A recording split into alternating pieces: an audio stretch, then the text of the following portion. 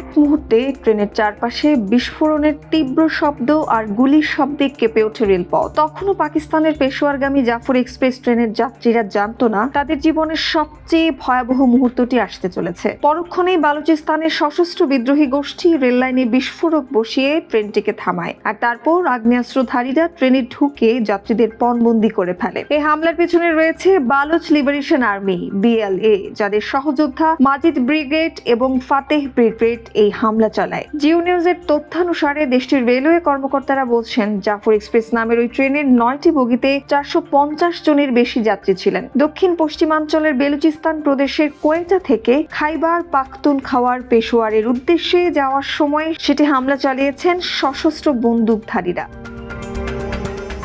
বেলুচিস্তানের স্বাধীনতার দাবিতে কয়েক দশক ধরে আন্দোলন করে আসা সশস্ত্র গোষ্ঠী the Baloch liberation army train হামলার দায় স্বীকার করেছেন। এদিকে হাইজ্যাকের পর জঙ্গিরা কঠোর শর্ত দেয়, পাকিস্তানি সেনা যদি কোনো ধরনের পদক্ষেপ নেয় তবে পণবন্দীদের হত্যা করা হবে। তারা জানায় এই অপারেশন ছিল তাদের স্বাধীনতা সংগ্রামের অংশ, যা অব্যাহত থাকবে যতক্ষণ না তাদের দাবি পূর্ণ হয়। BLA এর নেতৃত্বে থাকা বিদ্রোহীরা পাকিস্তানের সরকারের উপর তাদের ক্ষোভ প্রকাশ করে বলে দাবি করেছে। আমরা জানিয়ে দিয়েছি কোন ধরনের মিলিটারি অপারেশন হলে যাত্রীদের প্রাণ চলে যাবে।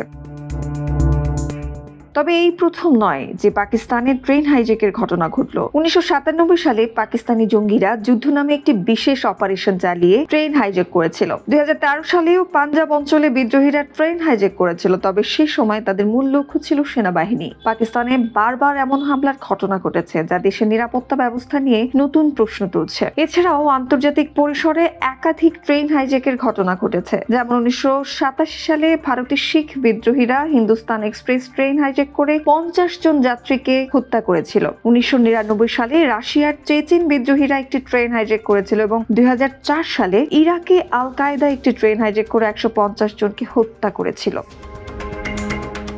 2025 সালের জানুয়ারিতে পাকিস্তানের সন্ত্রাসী আক্রমণের সংখ্যা ভয়াবহভাবে বেড়ে গেছে। আগের মাসের তুলনায় এটি 42% বৃদ্ধি পেয়েছে, এমন তথ্য প্রকাশ করেছে Pakistan institute for conflict and security studies PICSS, একটি থিঙ্ক ট্যাঙ্ক। তথ্যানুসারে পাকিস্তান জুড়ে অন্তত 74টি সন্ত্রাসী হামলা রেকর্ড করা হয়েছে, যার ফলে 91 জন প্রাণ হারিয়েছে। এর মধ্যে 35 জন নিরাপত্তা বাহিনীর সদস্য, 20 জন বেসামরিক নাগরিক এবং 36 জন সন্ত্রাসী নিহত হয়েছে।